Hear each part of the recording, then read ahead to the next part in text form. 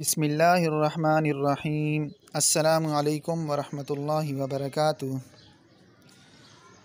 وظائف کی دنیا سے میں ایک مرتبہ پھر آپ سے مخاطب ہوں، اور آج آپ کے لیے ایک بہت ہی خوبصورت دعا کہ جب بھی آپ بخار میں مبتلا ہوں یا آپ کو کہیں بھی جسم کے کسی بھی حصے میں درد ہو تو یہ دعا پڑھیں گے تو انشاءاللہ اس کی برکت سے آپ کا بخار بھی جاتا رہے گا اور آپ کے جو درد ہیں وہ بھی انشاءاللہ ختم ہو جائیں گے۔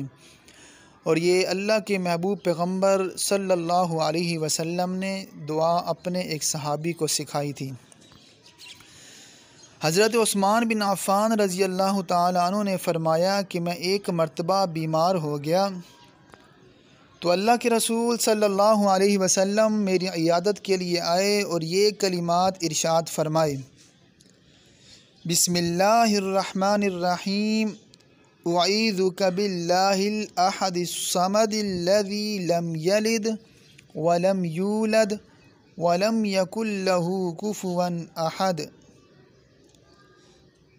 پھر میں دہرا رہا ہوں یہ کلمات: بسم اللہ الرحمن الرحیم، اعوذ باللہ الاحد الصمد الذی لم یلد ولم یولد ولم یکن لہ کفوا احد۔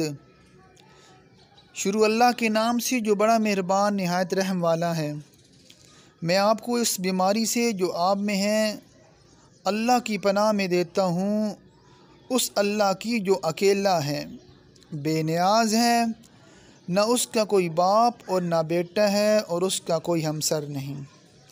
جب نبی اکرم صلی اللہ علیہ وسلم جانے کے لیے کھڑے ہوئے تو یہ فرمایا: اے عثمان، ان کلمات کے ذریعے پناہ مانگا کرو، اس جیسے کلمات کے ذریعے سے تم نے کبھی پناہ نہ مانگی ہوگی۔ حضرت عبداللہ بن عباس رضی اللہ تعالیٰ عنہ فرماتے ہیں کہ رسول اکرم صلی اللہ علیہ وسلم نے صحابہ کو ہر درد اور بخار میں یہ کلمات سکھائے: بسم اللہ الکبیر، نعوذ باللہ العظیم من شر عرق النعار ومن شر حر النار۔ امید ہے آپ کو یہ دعائیں سمجھ آ گئی ہوں گی۔ آپ کو جب بھی تکلیف ہو تو ان دعاؤں کا اہتمام کیجئے، انشاءاللہ آپ کی جو پریشانی ہے وہ انشاءاللہ ختم ہو جائے گی۔ السلام علیکم ورحمۃ اللہ وبرکاتہ۔